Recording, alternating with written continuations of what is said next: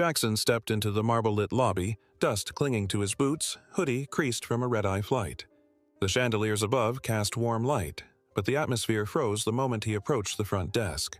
The manager, Clara, scanned him once, head to toe, then reached under the counter, discreetly tapping a button. 2 uniformed security guards appeared at the end of the hall. She didn't raise her voice. She didn't need to. Her eyes said everything. "You don't belong here." Jackson stood still, hands calmly resting at his sides. 20 minutes later, she would be gone. Her title erased. Her legacy shattered, in front of the same eyes that quietly watched her now, but no one knew that yet. Not the guests sipping wine in designer coats, not the staff who glanced away, not Clara, who smiled slightly as the guards approached. Because in their eyes, Jackson was just another man out of place. In his, this was a test they were all about to fail. Jackson Wade, 38.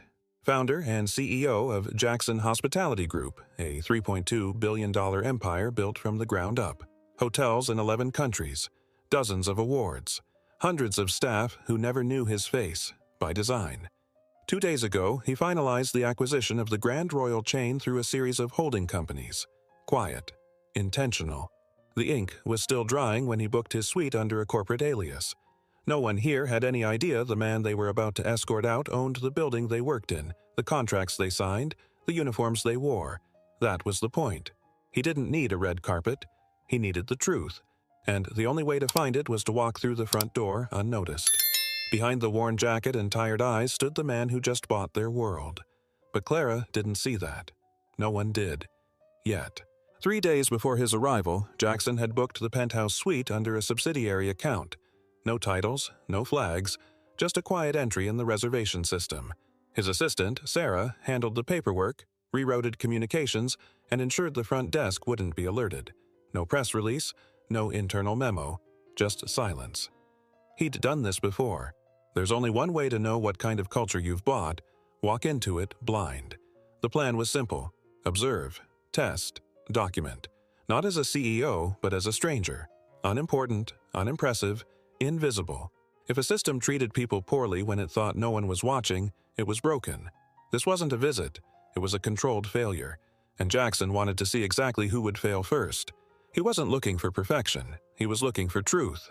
And the Grand Royal was about to show him plenty. The leather jacket was worn at the elbows. The jeans, dusty from a long walk. His backpack, scuffed, frayed at the edges, hung off one shoulder like an afterthought. Jackson didn't look like someone checking into a $2,000 a night suite. He stepped through the revolving doors into crystal lighting and polished marble. Instantly, heads turned. Quiet murmurs drifted from velvet lounge chairs. One man lowered his newspaper. A woman raised her glass slightly, whispering to the friend beside her. Not a word was spoken directly to him, but the message was loud. "You're not one of us." Jackson kept walking, steady, deliberate. Each step echoed louder than the last. It wasn't hostility, just something colder, curiosity dressed as condescension. This was exactly what he needed. Not the fake smiles for VIPs, but the raw, unfiltered reaction to someone they thought didn't belong. He didn't flinch. He took it all in. The young receptionist hesitated, fingers hovering just above the keyboard. She opened her mouth, unsure whether to greet him or question him. She didn't get the chance. Clara stepped in from the side hallway, heels clicking sharply against marble. Her eyes barely paused on Jackson before her voice cut the room clean. "This is a private property," she said coolly. "We don't allow walk-ins." Jackson met her gaze without blinking. "I have a reservation, under Jackson Group." Clara didn't move, didn't ask for confirmation, didn't look at the screen. Instead, she tilted her head slightly, as if studying a misplaced object in a luxury store. There was no raised voice, no scene, just a quiet assertion of power, hers, and a calm rebuttal, his. But behind his steady tone was the first ripple of annoyance, and behind her smile, a certainty. This man doesn't belong here. She just didn't know how wrong she was. Clara didn't move toward the monitor, didn't ask for a name. Her arms folded neatly across her chest as she offered a clipped response. "I think you've got the wrong place." A soft chuckle came from somewhere behind Jackson. Another guest leaned in to whisper, amused. A third shook his head, smirking into his drink. The tension wasn't loud. It was slow, creeping, contagious. Jackson's expression didn't change. His voice stayed level. "I'd appreciate it," he said evenly, "if you'd check the system." Clara tilted her head again. "There's really no need." He could feel the room watching, judging, not with hostility, but with quiet dismissal, the kind that says, "You've already lost. Don't make it worse." But Jackson didn't step back. He stood still, not because he needed validation, because he needed proof of exactly this, and Clara was handing it to him one word at a time. Clara's tone sharpened, polished with a smile that didn't reach her eyes. "We have a certain standard here," she said, slow and deliberate. "You may be more comfortable somewhere, less particular." The sentence landed like a slap wrapped in silk. Around them, the quiet became performance. A younger man in loafers muttered just loud enough, "He probably wandered in by mistake." Laughter followed, subtle, restrained, but no longer private. A shared joke at Jackson's expense. Jackson didn't respond. Not with words, not with posture. His silence wasn't surrender, it was containment. Letting the moment build, letting them reveal themselves fully. To them, his quiet meant weakness. To him, it meant data. Every smirk, every turned head, every glance not met. This wasn't just about Clara anymore. It was about a system that approved her in real time, and it had just exposed itself. Without a word, Jackson reached into his jacket and pulled out a sleek, matte black card. Heavy, unmistakable. He placed it on the counter, face up. "Centurion, no limit, by invitation only." Clara didn't blink. She gave it a single glance, then smiled like it was a child's trick. Anyone can get a fake these days. A sharp inhale rippled through the room. Even the receptionist flinched. Someone near the back let out a low whistle, not amused, just stunned. The air shifted. Dense. Tight. Like a wire stretched 1 second from snapping. Jackson didn't move. His hand remained beside the card, still, composed. He hadn't come here to impress anyone, but he wasn't here to be erased either. Clara's words weren't just insulting. They were revealing. She'd seen power and refused to recognize it. Now he knew. She wasn't making a mistake. She was making a statement. Jackson kept his voice level. "I'm asking you, one last time, to check the system." Clara didn't respond to him. She turned to the side, pressed a button on the counter, and spoke sharply into the radio. "This guest is creating a disturbance. Please escort him out." Her words were clipped, efficient, like logging a routine complaint. The receptionist, Ryan, froze. His fingers hovered above the keyboard. He looked at Jackson, then at Clara. His mouth opened slightly, but no words came out. He knew something felt wrong, but authority was in front of him, staring, expecting compliance. In the distance, footsteps approached, measured, heavy. Security. Jackson's card still sat on the counter, untouched. He didn't look at Clara now. He looked at Ryan. And in that second, Ryan realized this wasn't about a guest. This was a test, and he was already part of the answer. The elevator dinged. 2 security guards stepped into the lobby, calm, composed, built for presence. Clara didn't even look at them. She simply pointed. Ryan's voice broke the silence, quiet but strained. "Sir, are you absolutely sure you made a reservation?" Jackson turned toward him. His eyes didn't flash with anger, only clarity. "I'm sure," he said evenly. "Penthouse suite, 3 nights, under Jackson Group." Then he added softer, "And I'm making a point to remember every face I've seen tonight." Ryan blinked. The guards paused behind him, waiting for a signal. Clara gave a sharp nod. Ryan didn't move. His hand was still near the keyboard, but he didn't type. Something didn't fit. The way the man spoke, the way he stood, the certainty. A seed had been planted, and in Ryan's hesitation it started to grow. Something here was wrong, and it wasn't the man in the hoodie. The guards moved in, firm, professional, wordless. One gestured toward the exit, the other lightly touched Jackson's shoulder. He didn't resist, he didn't speak. No one in the lobby intervened. Clara's voice followed him, crisp and loud, meant for every ear in the room. "He's impersonating a VIP guest. We've had issues like this before." Phones lifted, screens glowed. A few guests angled themselves discreetly for better shots.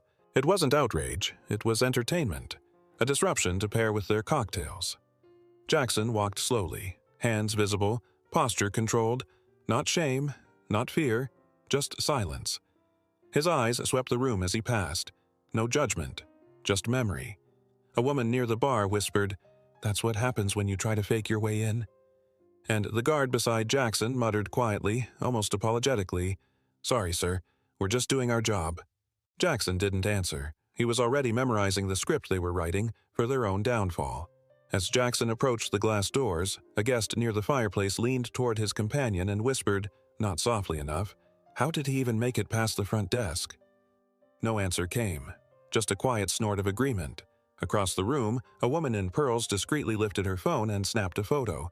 No flash, no shame, just another moment to be saved or shared. Clara stood near the reception desk, arms crossed, watching like a director satisfied with her final scene. "This," she said, not hiding her satisfaction, "is why we have standards." The word standards echoed.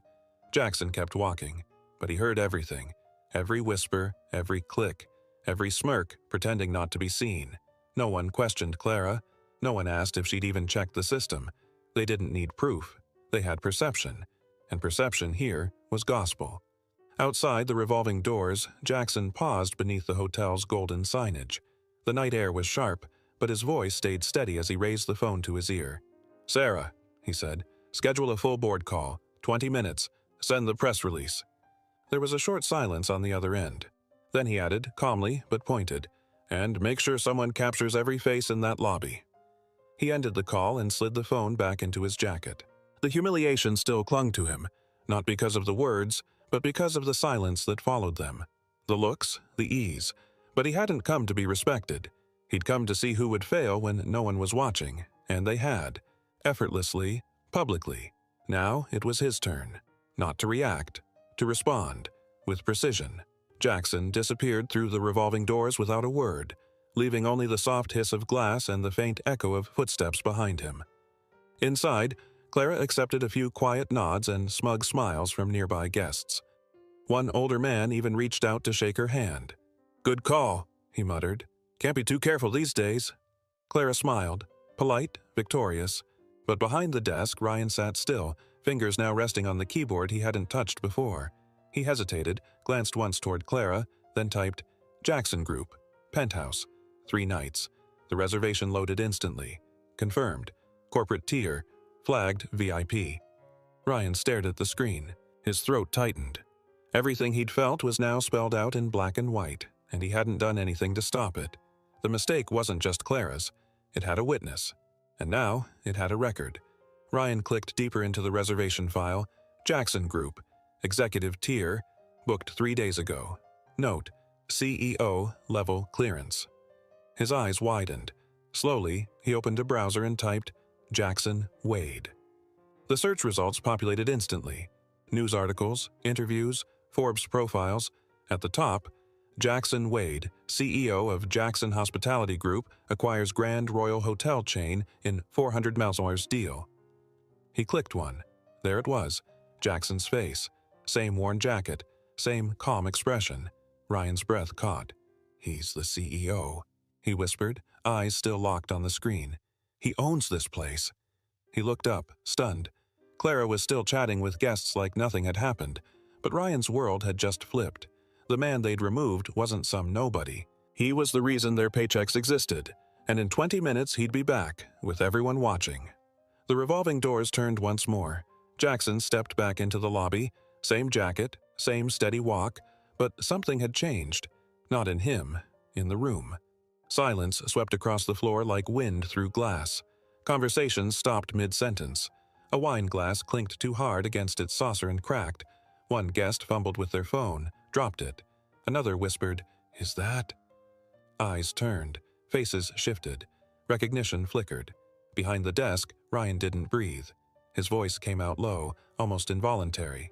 "He's back," he said. "He came back." Jackson didn't speak, didn't look at anyone for long, just walked straight toward the desk like nothing had happened. As if this was his lobby, his floor, his stage, because it was. And now, everyone who had performed their roles 20 minutes ago would learn what it meant to be seen by the man who wrote the script. Jackson walked with quiet precision, stopping directly in front of the front desk. He looked at Ryan, not accusing, not cold, just steady. "I believe," he said, voice calm but unmistakable, "you still have my reservation on file." Ryan swallowed hard. The screen was still open in front of him. He didn't need to type, didn't need to search. He nodded slowly. "Yes, sir," he said, voice barely holding. "Penthouse suite, 3 nights. Confirmed. The words landed like a dropped stone in still water. A couple nearby looked up, brows furrowed. Another guest glanced toward Clara, waiting to see her face. Jackson said nothing more. He didn't gloat. He didn't smirk. He simply reclaimed the space with presence alone. The man they tried to erase now stood where they'd refused to see him. But this time, the room couldn't look away. And Ryan wasn't the only one trembling. Clara's voice cut through the tension like glass shattering. "What is he doing back in here?" She strode forward, sharp and indignant, eyes blazing with authority she no longer held. Jackson didn't look at her. He didn't flinch, didn't acknowledge the noise. Instead, he reached into his jacket, pulled out a single black business card, and placed it gently on the counter. The silver lettering caught the light. Jackson Wade, Chief Executive Officer, Jackson Hospitality Group. No words, just the card. Clara stopped mid-step. The desk clerk beside Ryan gasped, a quiet intake of air like a fuse catching fire. Somewhere in the room, a phone dropped. Jackson still hadn't looked up. His silence said everything. "I don't need to argue. I don't need to explain. I just need you to read." And now, Clara was the one being watched. Clara's face drained of color. Her voice cracked slightly as she reached for denial. "Anyone can print a business card." It was weak. Everyone heard it. Jackson, calm as ever, pulled out his phone and spoke clearly into the receiver. "Sarah, patch me into the boardroom. Speaker mode." Seconds later, a voice echoed through the lobby, crisp and unmistakable. "Mr. Wade," the voice said warmly, "welcome to your new flagship property. We've been expecting your check-in." The words hung in the air like a dropped verdict. Ryan looked down. A guest near the elevator covered their mouth. Another slowly sat down, as if unsure what to do with their hands. Clara stood frozen, her world unraveling one syllable at a time. She had questioned the card. She couldn't question the voice. And now, every excuse she'd prepared no longer mattered. Clara turned slowly, scanning the room, as if someone might step in, speak up, explain this away. No one did. Guests who'd nodded at her minutes earlier now stepped back. Phones lowered. Eyes avoided hers. The same lobby that had validated her authority now withdrew from it. Behind the desk, Ryan exhaled like he'd been holding his breath for hours. Quietly, he leaned toward his colleague and whispered, "We made a big mistake." Jackson didn't look at Clara. He looked at the room. "I didn't come here for revenge," he said, voice even and unshaken. "I came to clean house." No flourish, no theater, just clarity, cutting and sharp. He hadn't needed to raise his voice. He hadn't needed to demand respect. He'd let them choose how they treated him. Now he was choosing what came next. From Jackson's phone, now resting on the front desk, the speaker came to life, loud enough for every ear in the lobby. "This is the executive board," a voice announced, formal and sharp. "We are monitoring the situation at Grand Royal, and yes, press outlets have already picked it up." The room shifted again. Even the air felt heavier. Clara's breath caught. Her hands, once confidently folded, now trembled at her sides. Her eyes darted toward the exits, then back to Jackson. He turned to her, tone calm, surgical. "Still want to follow protocol?" he asked. "Or shall we create a new one? Together?" Clara didn't answer. She couldn't. This was no longer a misunderstanding. It was an indictment, spoken through speakers, heard by witnesses, backed by the people who now held her fate. And for the first time, she understood. She wasn't in control anymore. Jackson didn't raise his voice. He simply turned to Ryan and spoke clearly. "Pull the guest complaint records last 12 months. Filter by management actions." Ryan hesitated, then nodded, typed, and hit enter. A list filled the screen behind the desk. 17 entries, all linked to one name, Clara Langford. 17 documented complaints, Jackson said, letting the number settle. "In 1 year." Clara stepped forward, voice shaky but defensive. "Those reports are exaggerated. Most of them came from misunderstandings. You can't take them at face value." Jackson didn't blink. "And the 6 payouts?" Clara froze. Ryan clicked again. 6 settlements appeared, discreet, sealed, dated. "This isn't a pattern," Jackson continued. "It's a practice." The lobby was silent. The numbers were louder than any accusation. No opinion, no speculation, just facts. And Clara was standing in front of them, exposed, alone, and finally out of excuses. From the side of the lobby, a woman in a housekeeping uniform stepped forward, quiet, hesitant, but firm. She yelled at me once, she said, almost in a whisper. No reason, just because I was in her line of sight. Clara opened her mouth to respond, but Jackson raised a hand, not to her, but to the room. He turned slightly toward the security camera above the front desk, speaking not just to those present, but to anyone watching. If you've experienced the same, he said, voice steady, you're not alone. You're not invisible. Now is the time to speak. A pause. Then one hand lifted, then another. A concierge, a valet, a server. One by one, quiet acknowledgments. Clara's gaze darted from face to face. Recognition, then panic. The silence she once relied on was breaking, by the very people she believed would stay quiet forever. From near the fireplace, an older woman stepped forward, composed but tight around the eyes. I had a confirmed suite here last spring, she said. Got a call the morning of, telling me it had been reassigned due to maintenance. But I know why. I didn't look like the other guests. A murmur rippled through the crowd. Ryan tapped into the system, typing quickly. Reservation history confirms it, he said. Room was reassigned. No maintenance logged. No alternate reason noted. Clara's voice snapped in, sharp and defensive. I was protecting the brand. Our image matters. We can't just... Jackson turned toward her, not angry, just surgical. You're calling discrimination policy. Clara's mouth hung open, words caught behind instinct. What she once called standards now had names, stories, timestamps, and the brand she defended had just become Exhibit A. Jackson finally turned to face Clara fully, his voice low but resonant, cutting through the marble air with purpose. I used to mop floors, he said, at the first hotel I ever built. Clara blinked, uncertain if she'd heard him right. I've carried luggage, changed linens, scrubbed bathrooms. I know this industry from the ground up because I started at the ground. He took a step forward, not to intimidate, but to be heard. No one gets to decide someone's worth based on whether they walk in wearing Italian leather. Silence settled in, this time heavy with respect. I didn't buy this hotel to change the lobby, he continued, voice firm. I bought it to change the mindset. A pause. And that change starts now. The room didn't clap. They listened. Because leadership isn't declared in titles, it's proven in truths. You're no longer afraid to say aloud.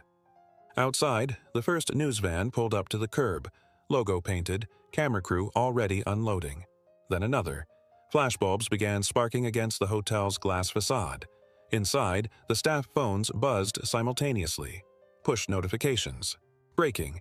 CEO Jackson Wade makes unannounced appearance at newly acquired Grand Royal Hotel.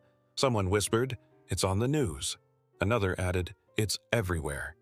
On Twitter, the trend climbed fast. Hashtag Grand Royal Truth clips of Jackson being escorted out were already circulating, contrasted now with footage of him calmly dismantling Clara's narrative. A split screen of power and consequence. Guests in the lobby looked down at their screens, then up at the man still standing in front of them. This was no longer a management issue. This was public, and what had been brushed off 20 minutes ago was now a headline, a hashtag, a reckoning. Jackson stepped forward, his voice now directed to the entire lobby, no longer quiet, no longer testing. Effective immediately, he said. All internal policies at Grand Royal will be made public. No more hidden rules, no more protected behavior. He tapped his phone, placed it on the desk again, and spoke into the call. Jennifer, termination file for Clara Langford, immediate execution. Send confirmation to legal and staff channels. The lobby froze. On speaker, the HR director replied, Understood. Sending now. Clara's breath hitched. Her voice cracked as she stepped forward. This is a setup, she snapped. You planned this. But no one spoke up for her. The silence was louder than any accusation. Jackson didn't respond. He didn't have to. Because for once, a system that punished the powerless had just turned itself against the powerful. The voice from HR returned, crisp and final. Clara Langford's employment has been terminated. Documentation is signed, time-stamped, and distributed to legal, operations, and front-of-house systems. At the desk, a junior staff member hesitated, then reached for the keyboard. With one click, Clara's profile blinked onto the screen. Her name, title, and system access were still active. He hovered over a small red icon labeled Remove, then pressed it. Ping. The sound was soft, almost anticlimactic. But in that moment, it carried the weight of every ignored complaint, every dismissed warning, Every moment, someone had been made to feel small. Clara stared at the screen. Her name vanished in real time. No applause, no confrontation. Just a quiet, irreversible deletion.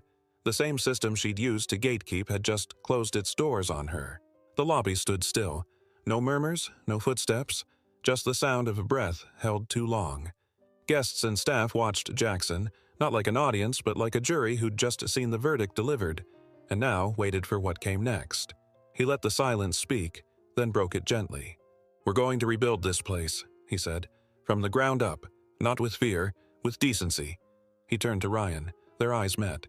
"You," Jackson said. "You hesitated. That matters more than people think." Ryan stiffened, unsure if it was a reprimand. Jackson added, "You might do better than the last one." The words landed with weight and possibility. It wasn't a promotion, not yet. But it was a door, one that opened not with titles, but with accountability. For the first time that day, hope entered the room. Ryan lowered his gaze, voice quiet but clear. "I'm ready," he said, "and I'm sorry for staying silent when it counted." Jackson nodded once, not with praise, but with understanding. "You're not silent now," he said. "That's what matters." No more needed to be said. Outside, the flashing of camera lights began to dance through the lobby windows. Crews had gathered, tripods raised, boom mics extended. The building, once a sanctuary for appearances, was now a spotlight for truth.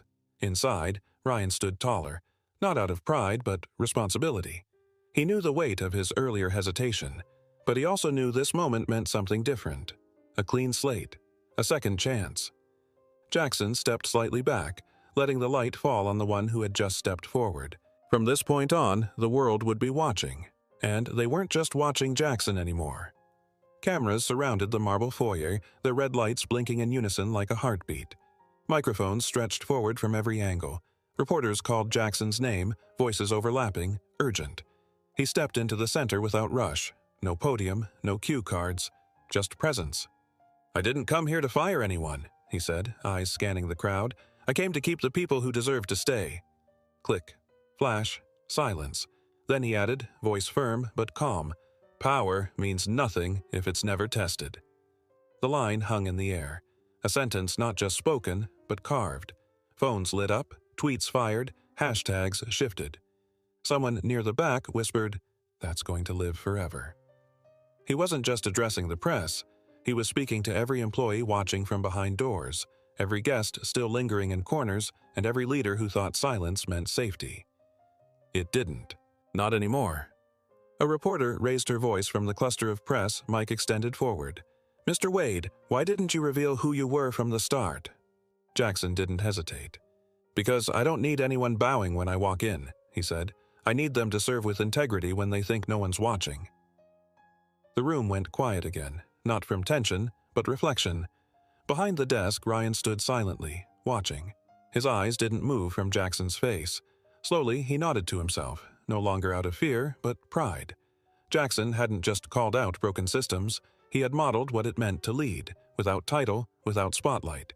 Real leadership doesn't walk in wearing a badge. It walks in wearing humility.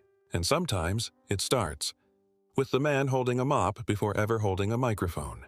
From the edge of the lobby, a woman in a housekeeping uniform stepped forward. She moved carefully, her hands still gloved, eyes uncertain. She stopped a few feet from Jackson and spoke just loud enough to be heard. "Thank you," she said, voice trembling, "for doing what no one else ever dared to." Jackson looked at her, not above her, not through her, just at her, and then, without a word, he gave a small, respectful bow. No grand speech, no applause, just acknowledgement. A camera clicked, then another. The flash briefly lit their silhouettes, CEO and cleaner, shoulder to shoulder in the same light. That photo would travel everywhere by morning, not because it was dramatic, but because it was true. In a hotel built on appearance, this moment had nothing to prove and everything to remind. 1 week later, CNN aired a morning segment. Jackson Wade removes controversial manager, announces system-wide overhaul at Grand Royal. Footage rolled across the screen. Jackson's silent re-entry, Clara's dismissal, and the press conference that followed. Back inside the lobby, a new bronze plaque was mounted near the entrance. Guests paused to read it as they passed. In a place once known for judging appearances, Only those who show respect remain. No signatures, no branding, just truth. At the front desk, Ryan stood behind the counter, tie straight, posture steady. A small tag on his lapel now read, General Manager. He didn't boast, he didn't perform. But the way he welcomed a guest, eye contact, genuine smile, spoke louder than any press release. This wasn't about redemption. It was about stewardship. What Jackson had started, Ryan now had the chance to carry forward. The CNN segment cut to a now familiar clip. Clara, mid-protest, face flushed, voice cracking as Jackson calmly announced her termination. Below the video, a bold caption scrolled across the screen. The cost of attitude. Online, the clip exploded. 12.4 million views in under 48 hours. Comment sections flooded. That's how it's done. Finally, a CEO who walks the talk. She judged the wrong man on the wrong day. The internet wasn't outraged. It was relieved. In a world saturated with corporate apologies and half-measures, this moment stood out because it wasn't manufactured. It was real. A man humiliated without cause. A system flipped in real time. And justice, not whispered, but delivered publicly. Not for the sake of drama, but because someone finally decided that silence was no longer part of the job description. A week later, Jackson sat across from a podcast host in a quiet studio. No stage lights, no teleprompters, just a glass of water and a single mic. The host leaned forward. You didn't have to go in undercover. Most CEOs would have sent a memo. Jackson shook his head. I didn't do it for optics, he said. I did it so every employee in the system knows. Someone's watching, but this time the right way. The host paused, thoughtful, then added, and the guests? They're finally being seen the right way too. Jackson didn't nod. He didn't need to. The host did. Slowly, respectfully, and for a few seconds, the mic captured nothing but silence. Not emptiness, understanding. In a world full of noise, Jackson had said more by doing than most ever would with words. On screen, a handwritten letter faded into view. Ink soft, edges slightly creased. A calm, middle-aged woman's voice began reading, I've stayed in many beautiful hotels, but this was the first time I felt like I wasn't just welcomed. I was respected. This place doesn't just have chandeliers and marble, it has character. As the words unfolded, the screen showed Jackson walking quietly across the lobby. Slow motion, no grand gestures. Just him, passing by a bellhop with a nod, pausing to return a smile from a guest. No background music, just footsteps and the fading sound of paper turning. Thank you, the letter concluded, for reminding me that kindness can be part of luxury. No hashtags, no trending tags, just truth. Some reviews are written online, others are written in silence, by the way a space makes people feel. The lobby had returned to calm. Guests checking in, staff moving with quiet purpose.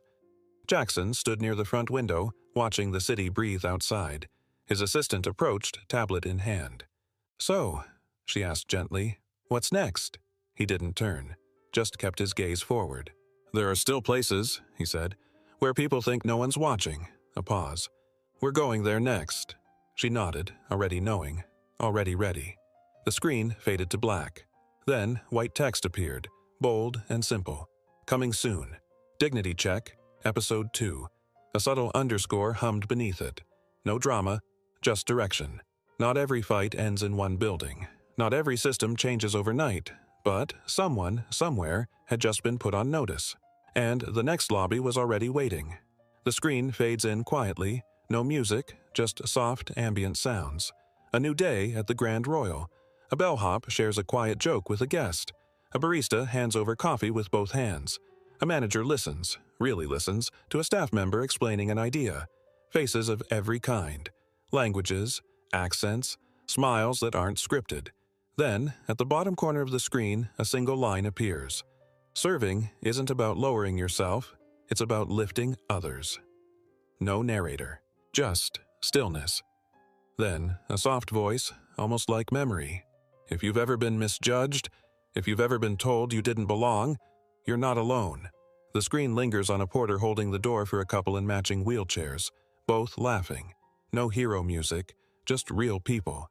And a sense that somewhere, someone finally got it right. Jackson stepped through the glass doors of the Grand Royal once more. Same marble floor, same chandeliers. But everything felt different. This time, as he walked through the lobby, heads didn't turn in suspicion. They turned with recognition and quiet respect. Staff members nodded, not because of his title, but because of what he stood for. A doorman straightened his jacket. The receptionist greeted him by name. Jackson gave a simple nod in return. No smile, no speech, just presence. Earned, not demanded. Then a final message. Subscribe if you believe respect should come before a business card. No need to explain anything more. The story had already said exactly what it needed to.